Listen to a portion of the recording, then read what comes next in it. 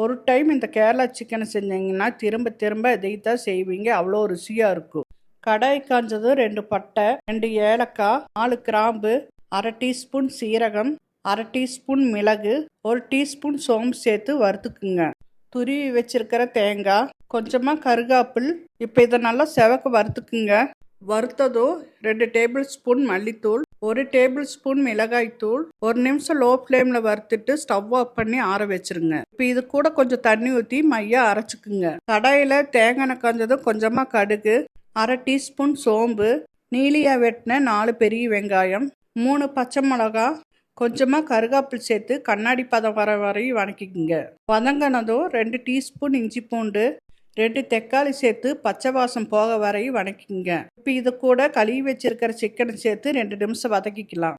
கொஞ்சமாக மஞ்சத்தூள், இப்போ அரைச்சி வச்சிருக்கிற விழுது சேர்த்துக்கலாம். கொஞ்சமாக தண்ணி ஊற்றி தேவையான அளவுக்கு உப்பு சேர்த்துக்கலாம். இப்போ மிக்ஸ் பண்ணி விட்டு 20 நிமிஷம் மூடி போட்டு வேக வச்சுக்கோங்க.